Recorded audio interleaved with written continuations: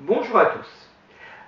Suite à la mission ministérielle sur l'accélération des alliances stratégiques entre associations, entreprises et collectivités territoriales, en plein cœur de la crise de la Covid-19, nous avons tout d'abord souhaité savoir quelle était la vision des citoyens sur l'importance du jouet collectif pour accélérer la sortie de crise, et 81% d'entre eux nous ont répondu qu'il était tout à fait nécessaire de pouvoir le faire.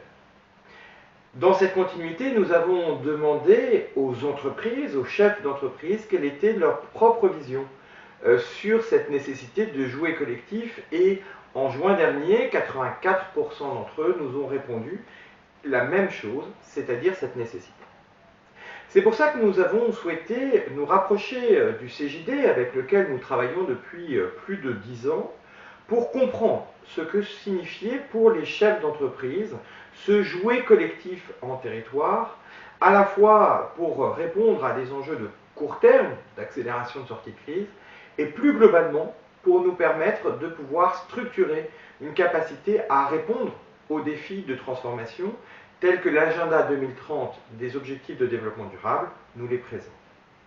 C'est la raison pour laquelle, dans un premier temps, nous avons fait une étude exploratoire avec le CJD pour pouvoir comprendre ce que signifiait ce jouet collectif, et l'étude a été publiée le 8 juillet dernier à l'occasion de la 6e rencontre des pionniers des alliances en territoire.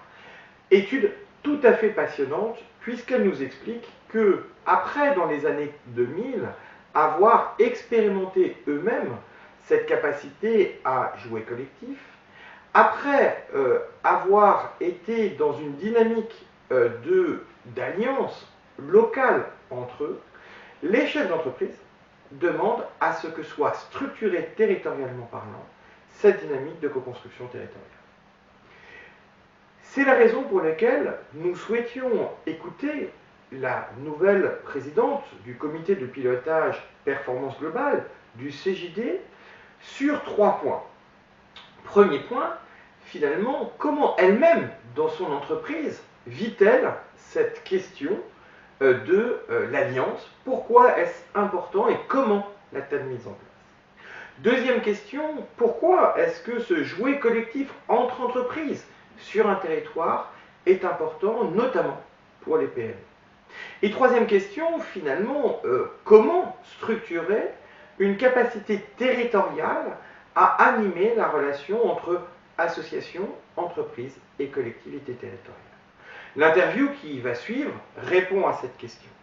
Sachez que la troisième étape, après l'étude et cette interview, a été de réaliser un module à destination des entreprises pour présenter la réalité déjà existante sur nos territoires de ce jouet collectif entre entreprises, associations et collectivités. Mais je vous laisse écouter l'interview d'Ingrid Berthet, la présidente du comité de pilotage performance globale du CJD. Ingrid Berthet, bonjour. Vous êtes Bonjour. coprésidente de l'agence B-Side et vous êtes déléguée nationale au CJD en charge du comité de pilotage performance globale. Au vu des résultats de l'étude que nous venons de partager sur le jouet collectif en territoire réalisé en partenariat avec le CJD, comment vivez-vous dans votre propre expérience professionnelle finalement ce lien entre votre entreprise et son territoire ? Alors bonjour d'abord. En effet, j'ai lu l'étude et je suis 100% en phase dans mon vécu et dans ma pratique avec ce qui ressort de l'étude sur l'importance des alliances. Non seulement on le voit bien dans un contexte particulier qui est celui de la crise et du besoin de sortie de crise, mais de façon plus durable pour assurer la pérennité des entreprises. En tout cas, c'est ce qui ressort de votre étude.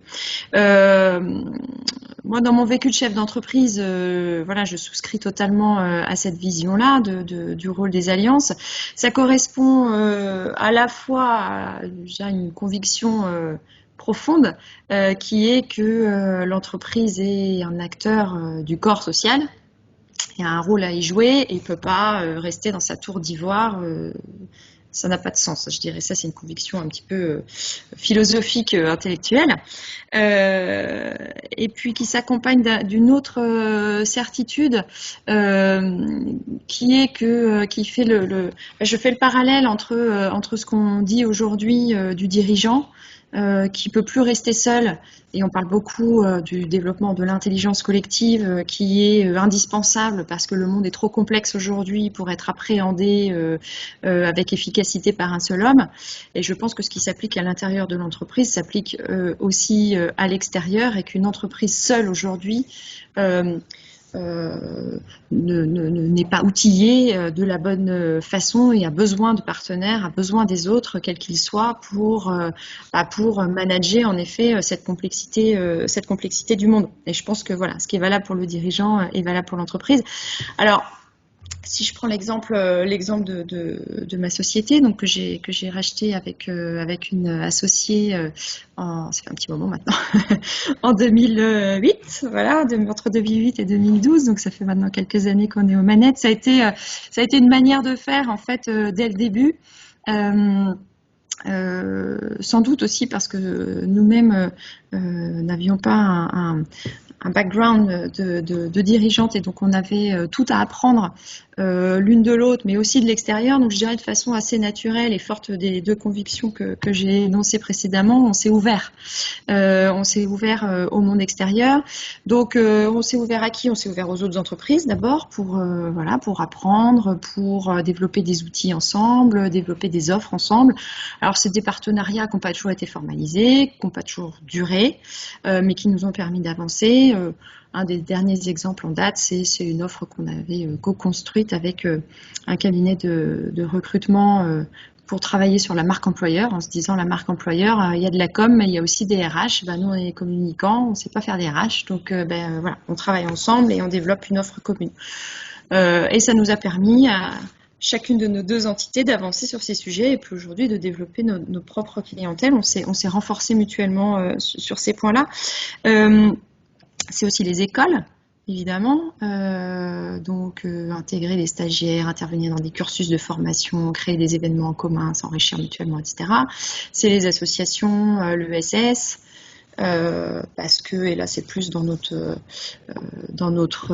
idée et notre envie de participer à une économie qui laisse personne de côté. Donc on fait intervenir des entreprises adaptées quand on le peut sur différents sujets. On a une politique de mécénat, voilà. Donc on est assez ouvert sur tous ces publics. Le champ des collectivités, on est aussi connecté à lui, mais c'est plutôt dans le cadre des actions collectives plus globales dont on va reparler après. Mais pour donner un seul exemple qui, à mon avis, est assez symbolique finalement, à la fois de la manière dont nous, on envisage l'ouverture, mais aussi de ce qui se passe sur ce territoire, et qui va peut-être permettre d'introduire la suite, c'est que nous, on a déménagé notre agence en 2017 dans un bâtiment qui s'appelle Média Campus. Et c'est un bâtiment dont sont copropriétaires la Chambre de commerce et d'industrie, Nantes Métropole, l'école de commerce Audencia, enfin la Business School, pardon, si vous m'entendez, la Business School Audencia. Donc nous sommes locataires de la SCI. Lors de l'inauguration des bâtiments, il y avait tous les élus, il y avait voilà, et on cohabite dans ce bâtiment qui est dédié, qui a pour vocation à créer un écosystème de médias et de la com. On cohabite avec une télé locale, on cohabite avec une école de communication, on cohabite avec d'autres entreprises de notre secteur, et on cohabite avec des associations de communicants, de journalistes, etc. Et dans le bâtiment, les uns et les autres organisent régulièrement, y compris des acteurs extérieurs d'ailleurs, un certain nombre d'événements qui nous profitent à tous. Et ce bâtiment, il a évidemment un syndic de gestion classique, et puis il est aussi piloté par un collectif, voilà, c'est le nom que ça prend, un collectif d'habitants qui s'organisent pour le faire vivre, pour créer des événements ensemble, pour créer des synergies entre nous, que ce soit sur les métiers, ou par exemple sur la responsabilité aussi environnementale, par exemple, de ce bâtiment et les pratiques qu'on peut avoir à l'intérieur. Donc c'est assez voilà, symbolique et emblématique à la fois de ce qui peut se passer sur notre territoire et puis de la manière, nous, dont on s'inscrit là-dedans. Parce que c'était vraiment une volonté de venir ici et de profiter de ces synergies-là, justement. Alors, vous avez cité Nantes Métropole et Audencia qui viennent d'être reconnus comme territoire de confiance, hein, Nantes Métropole par la Fondation pour la co-construction du bien commun, parce qu'effectivement, votre territoire en Pays de la Loire et particulièrement sur ce territoire, finalement, il y a une dynamique collective déjà largement à l'œuvre, que ce soit de façon assez ancienne déjà, début des années 2010 avec Planète RSE, dont vous avez été l'une des cofondatrices, si ma mémoire est bonne, et puis dans des initiatives plus récentes, comme par exemple la dotation d'action territoriale de la Fondation Break-Porty, qui est en expérimentation sur votre territoire actuellement. Donc finalement, ce collectif, cette façon de jouer collectif ensemble, qu'est-ce que ça apporte, le fait de le faire à plusieurs entreprises? On a vu ce que ça a apporté pour une entreprise dans la question précédente, mais de le faire ensemble, collégialement, et puis finalement, comment est-ce que ça résonne avec la performance globale promue par le CJD? Alors, vous avez cité en effet deux exemples, Planète RSE, Break-Porty et il y en a d'autres. Ce que ça apporte de le faire collectivement, je dirais, c'est déjà que ça existe en fait. C'est-à-dire qu'aucune de ces actions-là n'aurait d'existence si elles avaient été menées par un seul acteur. Donc, ce que ça apporte de faire ensemble, c'est que ça permet de faire et ça permet d'être plus fort.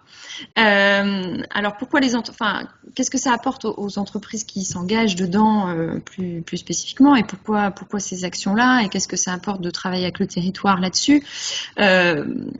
Alors, selon les actions, si je reprends l'exemple de Planète RSE, il y a évidemment un sens direct qui est lié au business, puisque l'objet de la réflexion qui a conduit à la création de Planète RSE, alors moi je faisais partie de la réflexion, pas forcément des membres fondateurs de Planète RSE, mais voilà, de ce groupe de travail qui a abouti à la création de l'association. L'enjeu, c'était de dire nous sommes des entreprises du territoire engagées dans des démarches de responsabilité et on veut que la collectivité puisse nous favoriser dans la commande publique par rapport à d'autres acteurs venus de plus loin ou avec des pratiques notamment sociales et environnementales peut-être moins vertueuses. Et la collectivité avait la même envie. Et c'est bien une rencontre d'envie et c'est bien à plusieurs qu'on peut travailler ça. Donc on est allé assez loin. On a embarqué donc au départ c'était entreprise, Nantes Métropole, Audencia qui nous avait mis à disposition un chercheur pour travailler sur la critérisation, etc. Et puis ensuite, on a embarqué d'autres collectivités, on a embarqué d'autres réseaux d'entreprises, on a embarqué la Banque de France. Donc on voit bien que par définition, je dirais, ce sujet-là ne peut pas se travailler seul, ça n'a pas de sens. Et l'intérêt des entreprises d'aller là-dedans, on voit bien que voilà, il y avait une dimension business assez évidente. Après, ça peut pas être résumé à ça. C'est une dimension business, mais qui est liée aussi à une certaine vision de l'entreprise, parce qu'il y a une autre manière de faire dans ces cas-là pour gagner les appels d'offres, c'est de délocaliser dans des pays low cost et puis de pratiquer des coûts moindres et puis du coup ça passe. Mais sauf que c'est pas la vision et c'est pas l'envie de ces entrepreneurs qui se sont battus plutôt pour essayer de valoriser une autre approche, une approche vertueuse de l'économie.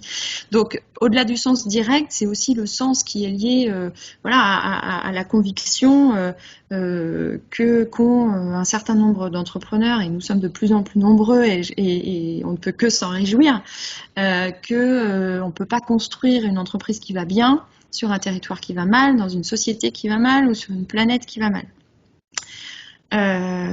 Donc voilà, donc ça, je dirais, par définition, c'est la performance globale en fait. C'est que la performance économique ne peut pas se construire au détriment des autres volets sociaux, sociétaux, environnementaux, et elle repose sur une certaine manière de conduire son entreprise, de manager la complexité, de s'ouvrir aux apports des autres, etc. Donc ça, c'est l'APG, ça résonne totalement en fait avec ce concept qui est très JD. Et c'est quelque chose qui est assez fort en effet sur le territoire nantais depuis longtemps, parce que bien avant l'invention de ces concepts, ou en tout cas avant le fait qu'on leur donne un nom, il y a eu des pionniers ici sur ce territoire dès les années 80, voilà, qui se sont dit à un moment où l'économie du territoire était en forme moyenne, on va dire, que économie et collectivité devaient travailler ensemble pour une stratégie territoriale qui serve à la fois les boîtes et les habitants du territoire. Et ça, c'est une forme d'intelligence qu'on essaie de cultiver. Et donc, il y a un certain nombre d'initiatives, en effet, sur ce territoire. On pourrait citer également les bureaux du cœur, plus récemment, qui est une initiative aussi du CJD, mais qui embarque aussi la collectivité et les associations, puisqu'il s'agit d'héberger des sans-abri dans des bureaux la nuit. Donc on voit là, c'est pareil qu'une entreprise seule qui aurait cette idée-là, elle ne peut pas faire, parce qu'il y a du juridique, parce qu'il faut des associations pour trouver les bonnes personnes, pour encadrer les gens, etc. etc.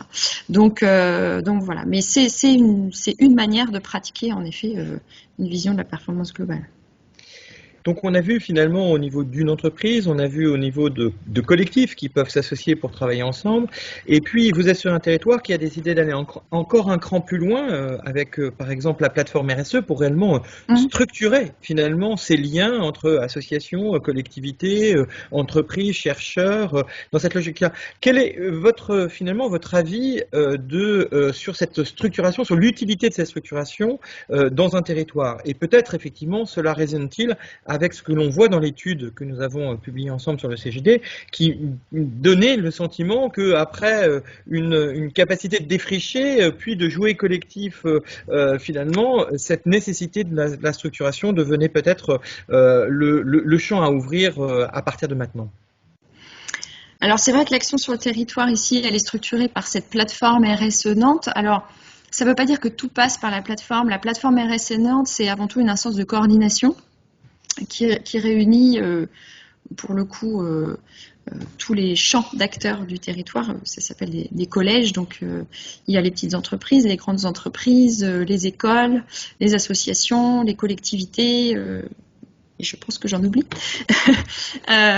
qui se retrouvent autour de la table régulièrement dans l'objectif que tout le monde avance dans le même sens, que les pratiques, les idées, les chantiers soient partagés et que les énergies se dispersent pas pour réinventer 4 fois la même chose dans des endroits différents ou dans des lieux différents du territoire. Et puis aussi pour aller faire un appel à compétences, un appel à aide sur un projet ou un autre qui peut émerger de n'importe lequel de ces acteurs. Alors, c'est pas la panacée dans le sens où c'est une structure qui est un peu lourde, il y a de l'inertie autour de la table selon, évidemment, voilà, je prends l'exemple du CJD, les mandats ça tourne, donc tous les 2 ans, une personne qui revient, qui repart un peu de zéro, alors voilà, ça a des défauts. Malgré tout, c'est quand même assez structurant pour les raisons que j'indiquais, qui sont que je trouve que la meilleure raison, c'est que ça évite de refaire.